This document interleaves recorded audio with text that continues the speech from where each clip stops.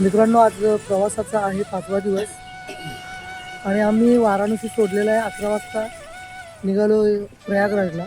प्रयागराज अवघं 135 किलोमीटर ते 130 किलोमीटर असेल ॲप्रॉक्स. आणि प्रयागराजला पोहोचायला आम्हाला 1-2 तास अजून लागतील.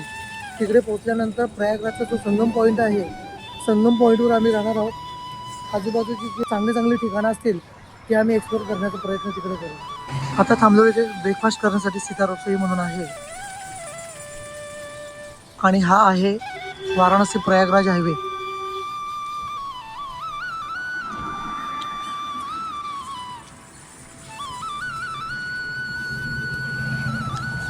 समोरचा टोल नाका क्रॉस केल्यानंतर लगेचच हा सीता रसोई म्हणून हॉटेल आहे, तो आपल्या नजरेस पडतो. आणि हा टोल नाका आहे लालानगरचा.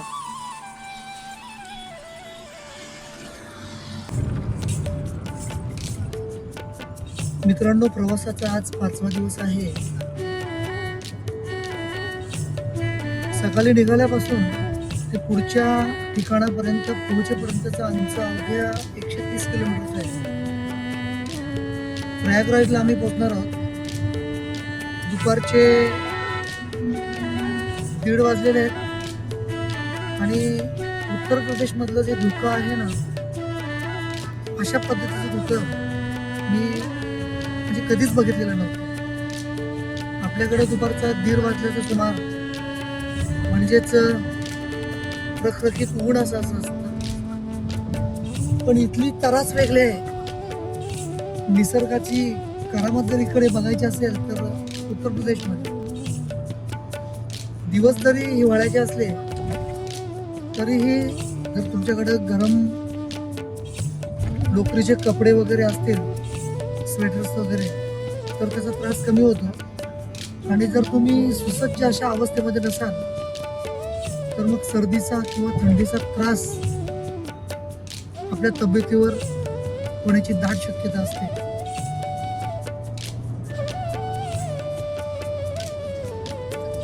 प्रयागराजच्या आम्ही रस्त्यावर आहोत. अवघं 37 किलोमीटरचं अंतर बाकी आहे.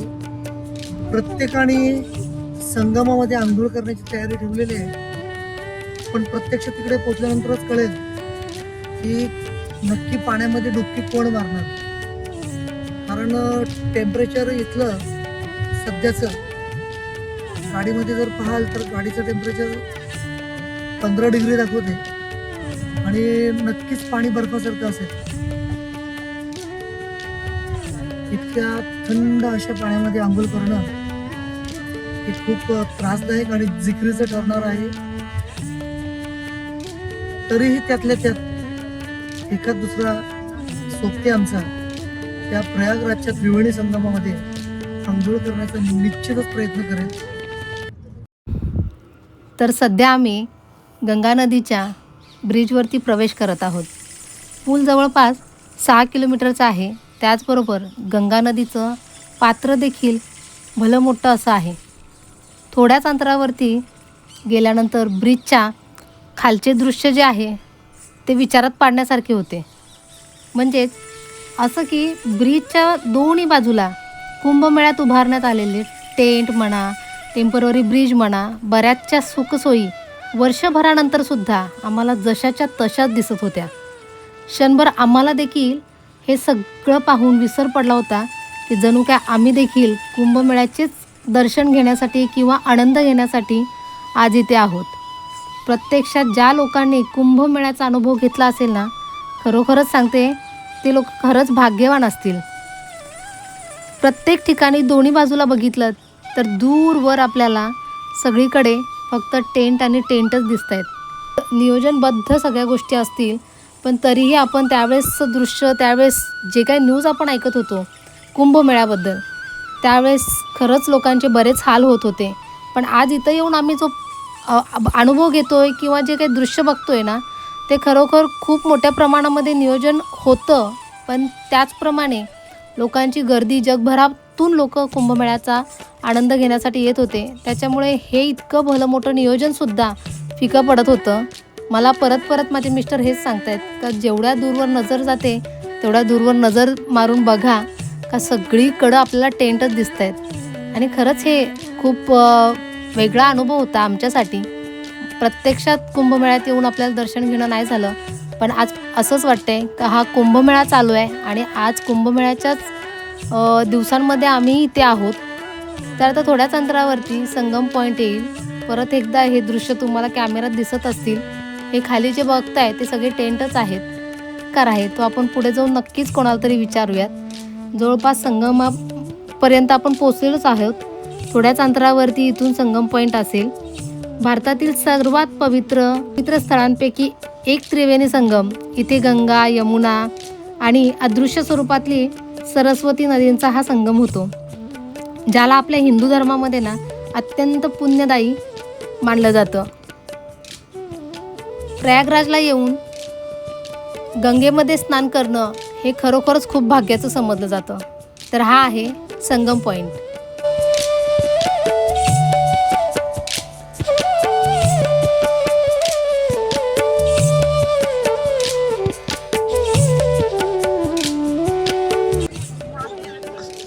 प्रयागराज इथे आम्ही आता बोटिंगमध्ये चढत आहोत आणि संगम पॉईंट जो आहे नदीतला, त्या संगम पॉईंटपर्यंत जाऊन तिकडे स्नानादी विधी आमचा करण्याचा बेत आहे. पुढं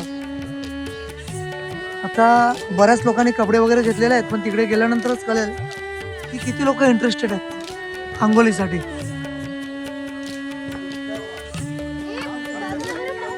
आताची परिस्थिती ही आहे, तर वेळेस काय परिस्थिती असेल त्याचा अंदाजच न केलेला बरा. नीचे बैठो सब लोग डर रहे. होडी मचवा कसा असतो पाण्यावर डचमळतोय ना, तशा पद्धतीने याने भीती वाटायला लागली.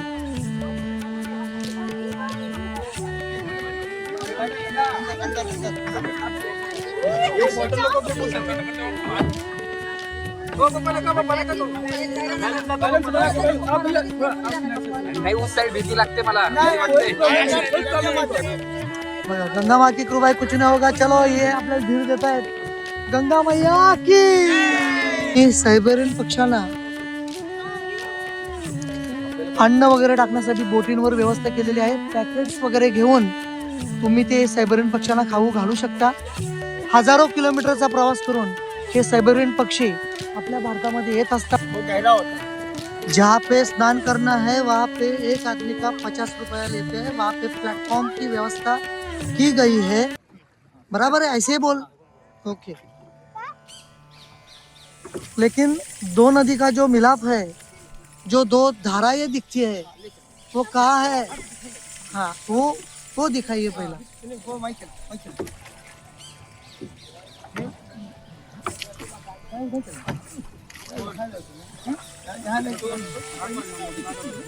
भैया आप कितने साल से ये होड़ी चला रहे हैं? आपके 5 साल.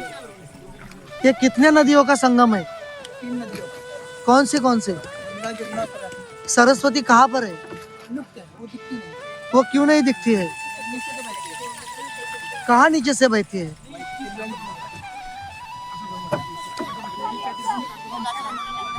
मित्रांनो बघा, आम्ही इतका मोठा आमचा ग्रुप आहे, पण जी हिंमत कुणीच दाखवली नाही आंघोळ करण्याची, ती हिंमत फक्त आमचे चिरंजीव राऊ पाटील आंघोळ करतायत. राऊ संजय पाटील. हा, चल.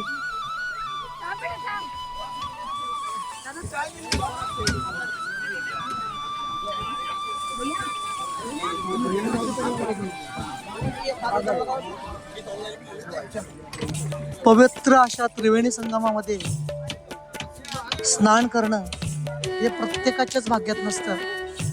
आता आम्ही इथपर्यंत आलेलो आहोत, पण आम्ही स्नानादी विधी वगैरे करण्याचं काहीच मनात आणलं नाही. पण आम्ही सर्वजण नाही बोलता शेवटी रावूने तयारी केली. आम्ही त्याला नाही म्हटलं, नाही म्हणता त्याची आंघोळ करण्याची तयारी त्यांनी केली.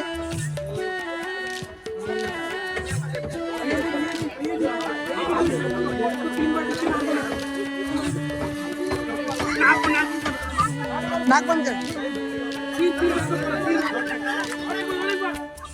हर हर महादेव, गंगा मैया की जय। चलो चलो चलो, उसको कवर करो। पानी बहुत ठंडा है, पानी बहुत ठंडा है। चलो, ये हुई ना बात। राहू पाटील, अशा तऱ्हेनं राहूने त्रिवेणी संगमामध्ये स्नान केलेलं आहे, आंघोळ केलेली आहे। बोटीवर आहे, बोटीवर आहे, बोटीवर आहे।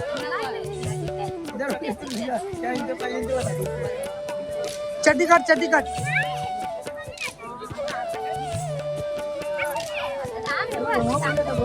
8 वर्षांपूर्वी आमच्या सासरी बुवांना घेऊन मी या त्रिवेणी संगमावर आलेलो, तेव्हा सासऱ्यांच्या सोबतच मी देखील स्नान केलेलं होतं, पण आता माझी काही हिंमत झाली नाही, कारण थंडी खूप जास्त आहे आणि नदीचं जे पाणी आहे ते पाण्यामध्ये खूप गारठा आहे। आमची कोणाचीच हिंमत झाली नाही, म्हणजे 12 लोक आणि 13वर राहू आहे। 12 लोकांपैकी एकाने सुद्धा नदीच्या पात्रामध्ये किंवा नदीच्या संगमावर आंघोळ करण्याची कोणीच हिंमत नाही केली। एकमेव माणूस राहू असा आहे की ज्याने आंघोळ करण्याची हिंमत केली।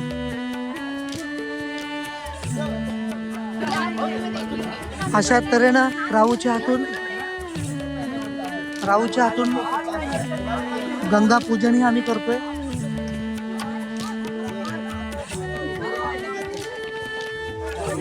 राहू गारठलेला दिसतोय, कापरं भरलं त्याच्या अंगात।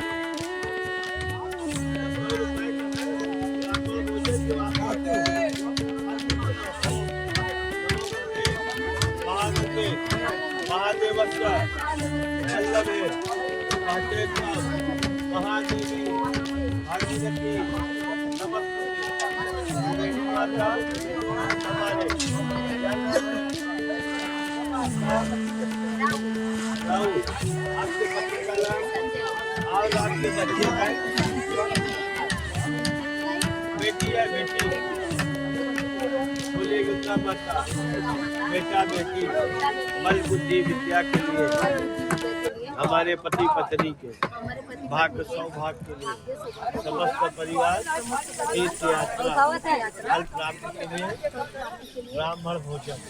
अब इस पे हमको ब्राह्मण भोजन देते, गंगा जमुना सरस्वती त्रिवेणी के नाम से कोई 3 ब्राह्मण 300 दिया, कोई 5 ब्राह्मण 500 दिया, कोई 1100 दिया, कोई 2200 दिया। जो भगवान ने बनाया, जो आपका शक्ति हो वो बोलोगे। इतना ब्राह्मण करा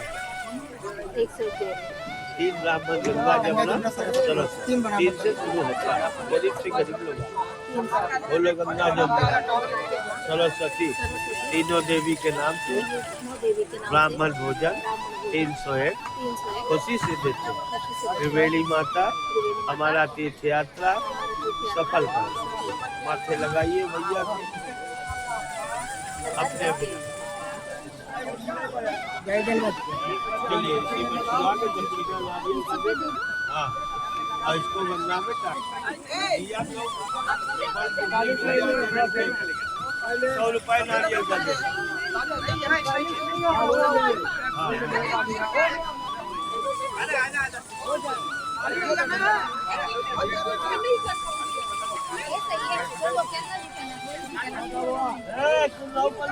हाँ हाँ सुन दे। अपना मनोकामना मांग लीजिए गंगा माँ से, मनोकामना गंगा माँ से मांग लीजिए, जो भी मन से मांगना है।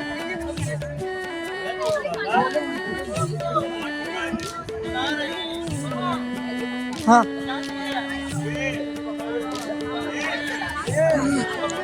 हर हर गंगे नमामि गंगे।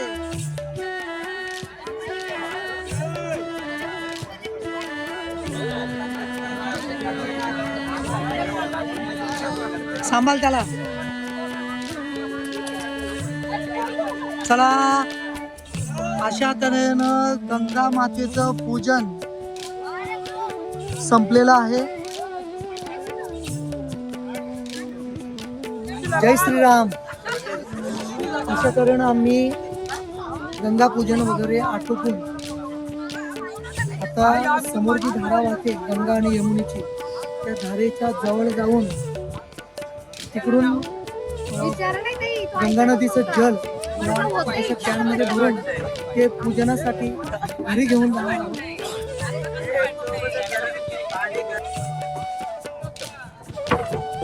माझं बेबी आहे ना खूप खूप छान देवपूजा करतो है ना, आणि शंकर खूप छान दर्शन देतो. हर हर महादेव, हर हर गंगे. बोलो बोलो, हर हर गंगे. कापते बघ, त्याचं तोंड कापायला लागलं. गंगा जी का पानी मटमैला है और यमुना जी का पानी थोड़ा क्लियर है, ग्रीन कलर का है, ऐसा उनका मानना है. बह जाएगा। गाँव बहता है, यही त्रिवेणी है, इसको बहाव बहुत स्पीड रहती है। त्रिवेणी है, त्रिवेणी गंगा जमुना। आगे आगे गंगा जी, गंगा है, बता दीजिए गंगा जी है। हाँ यही भी इकडून जी आली ती गंगा आहे आणि या बाजूने जी आली ती यमुना आहे.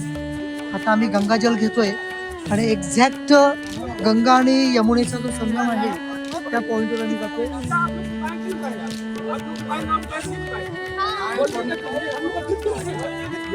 लहानशा फुलांच्या टोकऱ्यांमध्ये ही फुलं ठेवून त्याच्यामध्ये दिव्याची एक ज्योत लावायची, अगरबत्ती लावायची.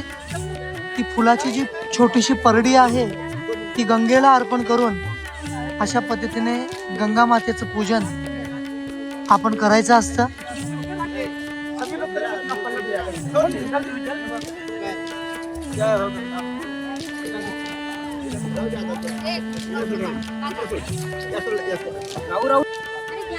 हा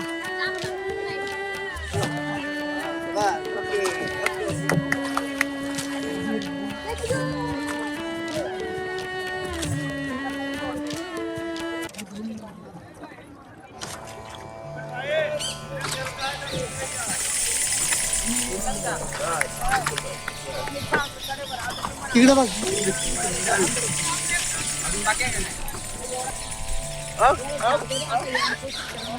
और देखिए खिलाना तो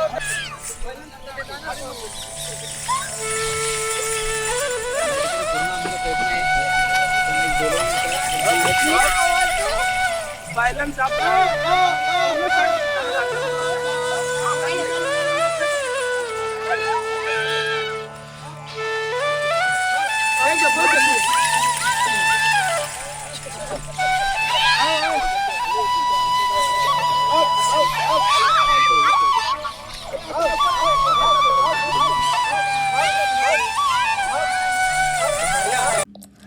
सध्या तुम्ही बघत आहात सूर्य अस्ताला चाललाय. संध्याकाळची वेळ आहे आणि बोटीमध्ये बसून सूर्यास्ताचा आनंद घेतोय. त्याचबरोबर समोर आपल्याला सायबेरियन पक्षी उडताना दिसत आहेत, त्यांचीही मजा चालली आहे. 14 जानेवारीला मकर संक्रांत आहे. तो दिवस षटतिला एकादशीचा आहे आणि त्याच दिवशी संक्रमण पुण्यकाळ म्हणून देवकार्य दानधर्माला हिंदू धर्मात अनन्यसाधारण महत्त्व आहे. याकरिता संक्रांतीच्या महिन्यात रथसप्तमीपर्यंत इथे एका महाकुंभ मेळा सदृश्य छोटेखानी यात्रेचे आयोजन असते. संक्रमण काळ म्हणजे सूर्य मकर राशीत येणे व उत्तरायणातून तो दक्षिणायनामध्ये प्रवेश करणे. यूपीमध्ये गंगा स्नान करण्याला या महिन्यामध्ये खूप जास्त महत्त्व मानलं जातं. आमच्या महाराष्ट्रात सुद्धा मकर संक्रांती आनंदाने सौभाग्यवती बायका खूप मजेने एन्जॉय करतात. तर यूपीमधली ही मकर संक्रांत खरोखरच धार्मिक आहे.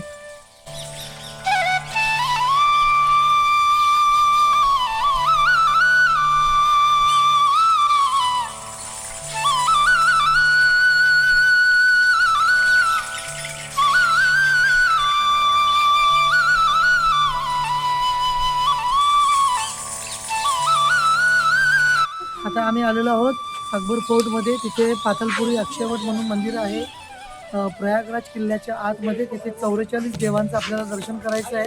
तर राहूने आता सेल्फी स्टिकला मोबाईल लावला आहे आणि राहू व्लॉग बनवतोय. आता आम्ही हे सगळं दाखवत तुम्हाला पुढे जाणार आहोत. ठीक आहे, राहूच्या हातात सेल्फी स्टिक आहे. चला पुढे.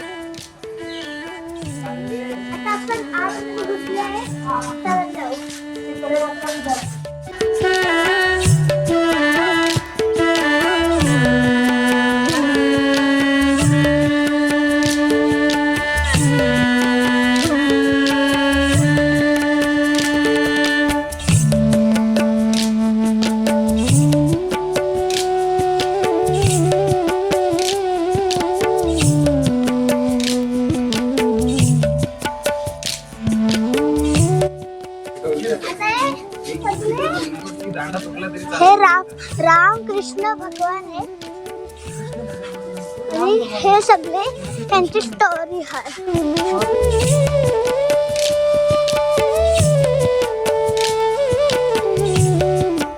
आपण आतमध्ये घेतली आहे. असं एक मंदिर आहे. मंदिर आहे.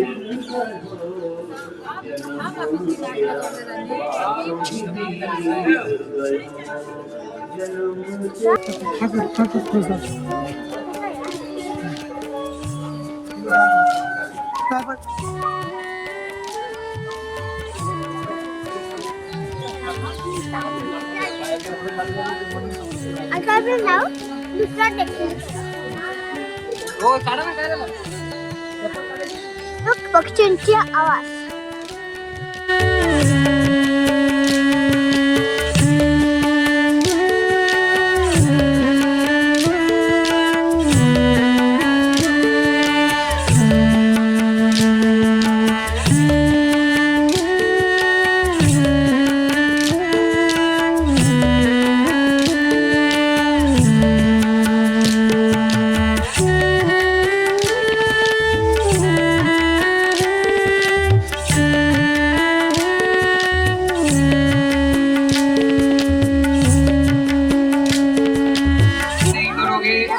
रात में आने का, गंगा नहाने का, दान पुण्य करने का. प्रयागराजच्या संगम क्षेत्रामध्ये हे वडाचं झाड आहे. अक्षयवट म्हणून याला हे झाड प्रसिद्ध पावलेलं आहे. अक्षयवटचा अर्थच मुळात असा आहे की अक्षय म्हणजे अनंत, जे कधीही नष्ट होत नाही, आणि वट म्हणजे वडाचं झाड. हे त्रेतायुगापासून इकडे आहे आणि रामायण महाभारत या त्रेता आणि द्वापर युगांशी त्याचा डायरेक्ट संबंध जोडला गेलेला आहे. पुराणामध्ये याची अधिक माहिती आपल्याला मिळते.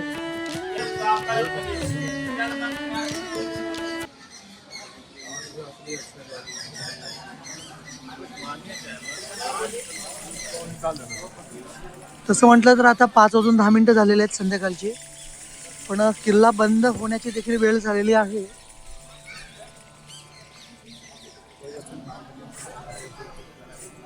चाळीस देवांचं दर्शन करण्यासाठी आम्ही त्या गुफेमध्ये उतरलो आणि तिथेच आमचा जवळपास अर्धा पाऊण तास गेला. आता किल्ला बघण्यासाठी आमच्याकडे वेळ उरतोय की नाही हे देखील माहित नाहीये, पण प्रयत्न करतो किल्ला बघण्याचा. अभी मंदिर से बाहर निकल चुके. अभी हम वाले टेम्पल फोर्ट, अकबर फोर्ट देखो.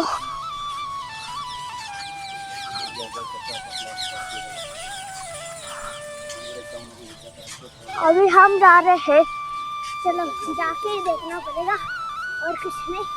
चलो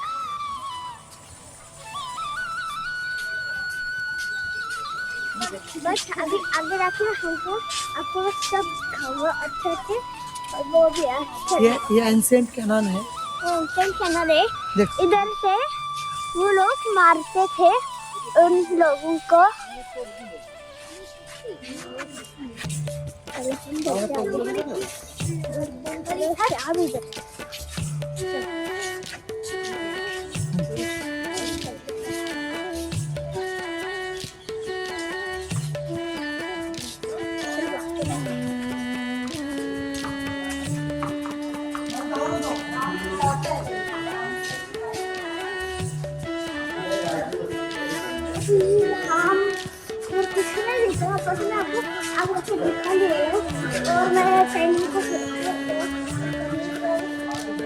निश्चितपणे जे जे भाविक प्रयागराजला भेट देतात ते ह्या अक्षयवटाचं दर्शन घेतल्याशिवाय पुढे जात नाहीत.